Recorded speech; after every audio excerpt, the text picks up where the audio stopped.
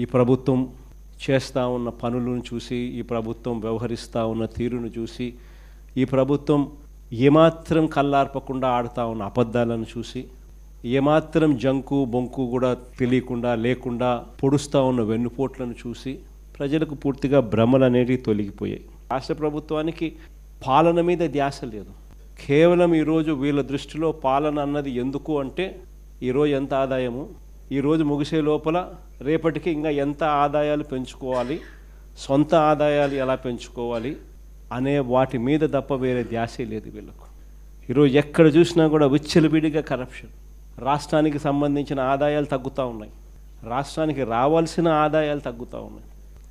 రాష్ట్రానికి రావాల్సిన ఆదాయాలు పక్కదావ పట్టి ఏకంగా చంద్రబాబు నాయుడు గారు, ఆయన కొడుకు, ఆయనకు సంబంధించిన బెనామీలు, ఆయనకు సంబంధించిన మనుషులు వాళ్ళ జోబీలేకే ఆదాయాలు పోతూ ఉన్నాయి. దోచుకో పంచుకో తినుకో అన్నది ప్రస్ఫుటంగా కూడా కనిపిస్తూ ఉంది. ఏది చూసినా కూడా దోపిడీయే. ఎక్కడ పడితే అక్కడ ₹1 పావులాకు రూపాయికి భూములను పంచిపెడతా ఉన్నారు తమకు సంబంధించిన వాళ్ళకు. పవర్ పర్చేస్ అగ్రిమెంట్స్ మన హయాంలో ₹2.49 మనం పవర్ పర్చేస్ అగ్రిమెంట్లు మనం చేస్తే ప్రజలకు మంచి జరగాలి, రైతులకు మంచి జరగాలి, మరో 30 సంవత్సరాలు రాష్ట్ర ప్రభుత్వం మీద భారం పడకూడదని మనం చేస్తే నానా యాగి చేసిన వీళ్ళు ఈరోజు ₹4.60 ఈరోజు పవర్ పర్చేస్ అగ్రిమెంట్స్ పీపీఎల్ చేసుకుంటా ఉన్నారు. అసలు లిక్కర్ అనేది ఏ స్థాయిలోకి తీసుకొని పోయినారు అని అంటే, లిక్కర్ తయారు చేసే కంపెనీలు ప్రఖ్యాతగాంచిన డిస్టిలరీస్ నుంచే ప్రొక్యూర్ చేసేటివి. అవి కూడా 20 ఎంపానల్డ్ డిస్టిలరీస్ కూడా మనం ఎంపానల్ చేసినవి కాకపోయినా కూడా they are all empanelled distilleries. వాటి నుంచి మాత్రమే ప్రొక్యూర్మెంట్ జరిగేది. అక్కడ కూడా క్వాలిటీ చెక్ జరిగేది. అక్కడ కూడా క్వాలిటీ చెక్ చేసిన తర్వాత అవి ఎటువంటి తప్పుదోవలు పోకోకుండా నేరుగా ప్రభుత్వ దుకాణాల్లోకి మాత్రమే వచ్చేది. ప్రైవేట్ వాళ్ళు ఉంటే లాభాపేక్ష ఉంటుంది, ప్రభుత్వమే నడిపితే లాభాపేక్ష ఉండదు. ఇల్లీగల్ పర్మిట్ రూములు రద్దు చేసినాం. ప్రతి షాప్ పక్కన ఉండే ఇల్లీగల్ పర్మిట్ రూమ్స్, షాప్స్ దాదాపుగా 1/3 షాప్స్ను తగ్గించేసినాం. ప్రతి షాప్లోకి డిస్టిలరీ నుంచి మొదలు పెడితే, కంపెనీ లిక్కర్ డిస్టిలరీ నుంచి మొదలు పెడితే ఒక క్వాలిటీ చెక్ అయిపోయిన తర్వాత ఆ బాటిళ్ళ మీద క్యూఆర్ కోడ్ ఉండేది. ఆ గవర్నమెంట్ షాప్లో ప్రతి బాటిల్ అమ్మేటప్పుడు క్యూఆర్ కోడ్ స్కాన్ చేసి అమ్మేవాళ్ళు. 100% మంచి క్వాలిటీ రెప్యూటెడ్ ఎన్లిస్టెడ్ డిస్టిలరీల నుంచి మాత్రమే ప్రొక్యూర్డ్ మెటీరియల్ అమ్ముడుపోయేది. ఈరోజు చూస్తే నిజంగా ఆశ్చర్యం కలిగించే విషయాలు. ఒకసారి చూస్తే ఒక మాఫియా తరహాలో టోటల్గా గవర్నమెంట్ దుకాణాలన్నీ పూర్తిగా తీసేసినారు. చంద్రబాబు నాయుడు ఆయనకు సంబంధించిన మాఫియాకు సంబంధించిన ప్రైవేట్ దుకాణాలను పిక్చర్లోకి తీసుకొచ్చేసినారు.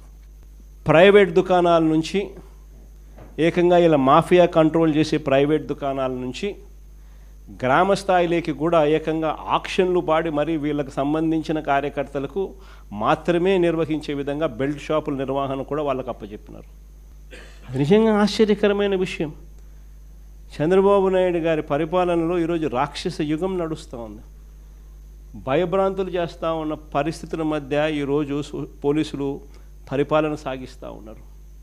ఇలాంటి పరిస్థితుల్లో ఒక పద్ధతి ప్రకారం కల్తీ మద్యం కుటీర పరిశ్రమలుగా ఏకంగా ప్రాంతాల వారీగా చంద్రబాబు నాయుడు ఆయనకు సంబంధించిన ఈ మాఫియాను కంట్రోల్ చేసే కొంతమంది ఆయన క్యాబినెట్లో మంత్రులు, ప్రముఖ రాజకీయ పోస్టులలో ఉన్న పెద్దలు, పెద్దబాబు చిన్నబాబు ఆధ్వర్యంలో కుటీర పరిశ్రమల్లో ఏకంగా వీళ్ళు కల్తీ మద్యం తయారు చేసే ఈ మాదిరిగా ఫ్యాక్టరీలు పెట్టించేసేసి వీళ్ళే క్వాలిటీ లేని లిక్కర్ను అక్కడ తయారు చేసి వీళ్ళ డిస్ట్రిబ్యూషన్ నెట్వర్క్ ఏదైతే ఉందో, ప్రైవేట్ మాఫియాతో కూడిన డిస్ట్రిబ్యూషన్ నెట్వర్క్లకు ఏదైతే ఉందో ఆ షాపుల్లోకి, ఆ బెల్ట్ షాపుల్లోకి నేరుగా ఈ మందును పంపిస్తూ ఉన్నారు.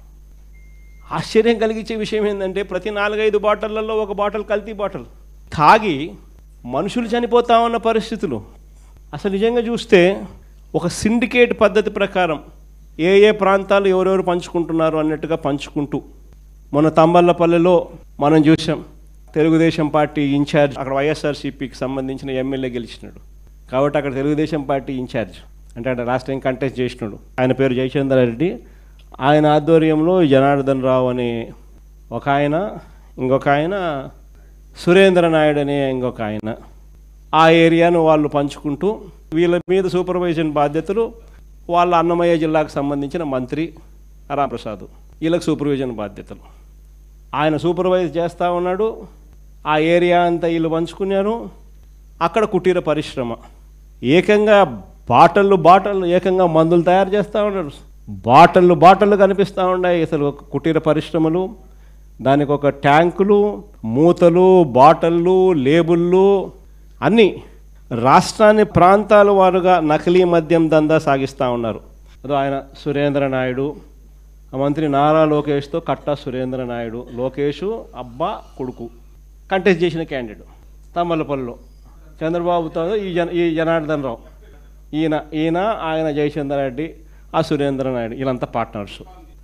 బీఫామ్ ఇస్తాడు చంద్రబాబు నాయుడు, బాగా కంటెస్ట్ చేయనైనా నువ్వు, ఇంకా ఎమ్మెల్యే అయ్యి ఇంకా అంత రకరకాలుగా ప్రజలను ఇంకా హింసించు అని చెప్పి ఏకంగా బీఫాము.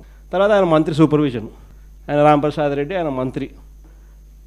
ఈ మాదిరిగా బ్రాండ్లు కూడా సప్లై చేస్తున్నారు. చూడు ఏ లెవెల్లో బ్రాండ్ సప్లై చేయడము అని, లేబుల్కి సంబంధించిన బండిల్స్.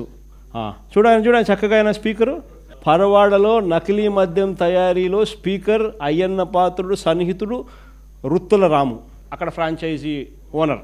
ఆ ఫ్రాంచైజీ ఓనరు దానికి వెనకలు ఉండేది ఆయన అయ్యన్న పాత్రుడు స్పీకర్. ఆయన ఆ ఏరియాకి సంబంధించి ఫ్రాంచైజీ బాధ్యతలు తీసుకున్నాడు.